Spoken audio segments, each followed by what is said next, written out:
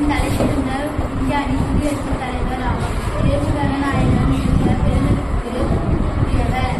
1931 October மாதம் 15ஆம் நாள் பிறந்தார். 15ஆம் ஆசி அம்மாவுக்கும் ரணிலாவுக்கும் மகனாக பிறந்தார்.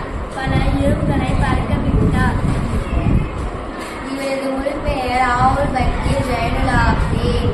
1965ஆம் ஆண்டு விண்வெளி ஆய்வு குறித்த சென்னையில் உள்ள MIT-யில் சேர்ந்து படித்துள்ளார். பின்னர் முதுகலை பட்டமும் பல பட்டமும் வாங்கியுள்ளார்.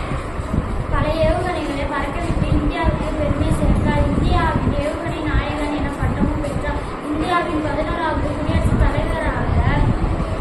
தலைவராக ஜூலை 25ஆம் நாள் 2002 பதவியேற்றார். பத்ம பாரத ரத்னா போன்ற பல விருதுகளை பெற்ற பெருமைக்குரியவர்.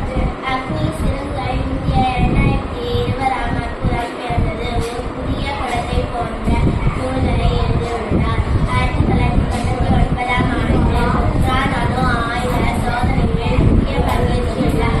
எல்லாருடைய வாழ்க்கையும் வரலாற்றா அவரில்லை. தனக்கென வாழ்ந்தவர்கள் முடியாது என்பது மூடநம்பிக்கை. முடியுமா என்பது அவரது கையில் உள்ளது. தன்னம்பிக்கை.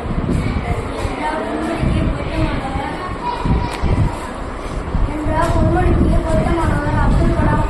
அவருடைய கூறிய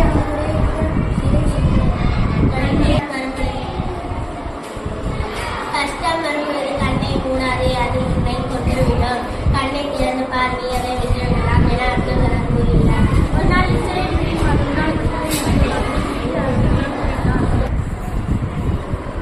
அப்துல் கலாம் ஐயா, இளைஞர் கையில்தான் உலகம் உள்ளது என்று கூறியுள்ளார். அப்துல் கலாம் ஐயாவுக்கு குழந்தைகள் பிடிக்கும். அவர் குழந்தைகள் நன்றாக படிக்கும் என்று பல திட்டங்களையும் பல பதவிகளையும் பங்கேற்றுள்ளார். கேள்வி கேட்கும் ஒவ்வொரு குழந்தைகளும் விஞ்ஞானிதான். எனவே உலகின் முதல் விஞ்ஞானி குழந்தைகள் தான். மாணவர்களாகிய நீங்கள் வருங்காலத்தில் எந்த துறையை தேர்ந்தெடுத்தாலும் எந்த உரையை தேர்ந்தெடுத்தாலும் அதே மனதில் நினைத்துக் கொள்ளுங்கள்.